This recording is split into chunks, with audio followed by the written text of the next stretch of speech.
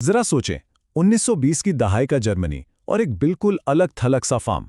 यही वो जगह है जो तारीख के सबसे अजीब और अनसुलझे जराइम में से एक का मरकज बनी।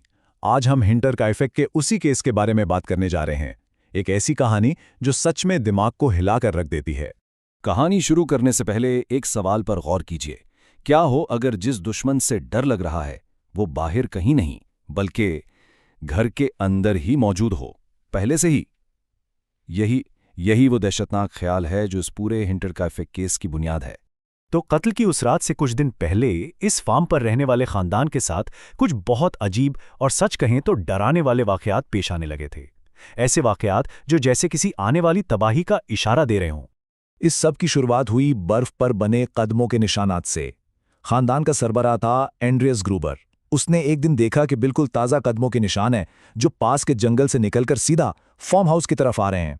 लेकिन असल हैरान करने वाली या यूं कहें कि खौफजदा कर देने वाली बात यह थी कि निशान सिर्फ आने के थे। फार्म से वापस जंगल की तरफ कोई निशान नहीं जा रहा था।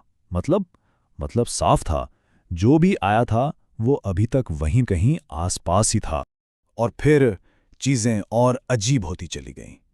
पहले तो घर की चाबियों का पूरा गुच्छा ही कहीं गायब हो गया, और उसके बाद रातों को छत के ऊपर जो अटारी होती है ना, वहां से किसी के चलने फिरने की आवाजें आने लगीं।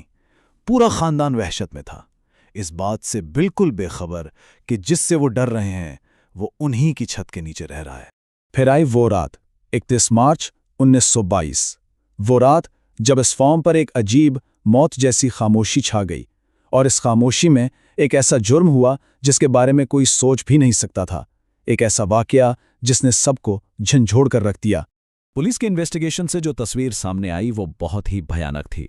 ऐसा लगता है कि कातिल ने किसी बहाने से खानदान के 4 लोगों को एक एक करके फार्म के गोदाम में बुलाया और वहां एक कदाल से उन सबको बेदर्दी से मार डाला।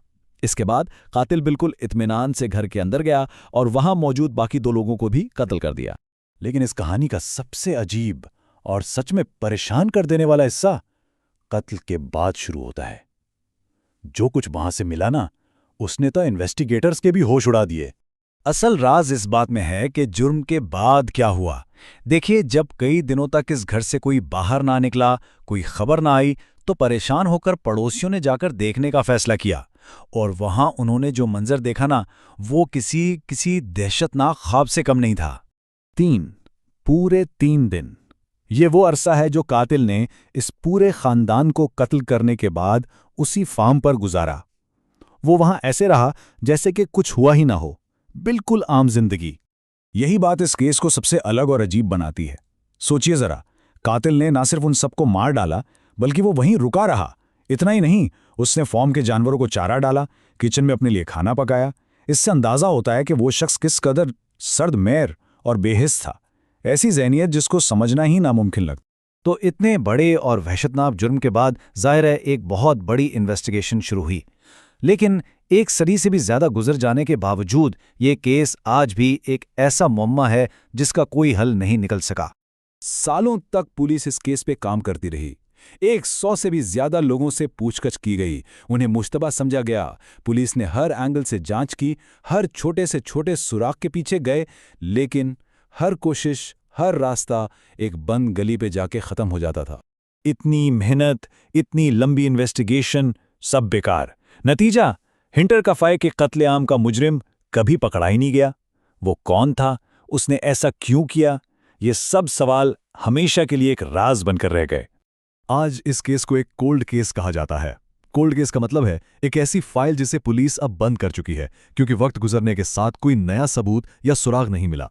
लेकिन कानून की किताबों में भले ही ये केस बंद हो गया हो, तारीख के पन्नों में ये हमेशा एक सलगता हुआ सवाल बना रहेगा।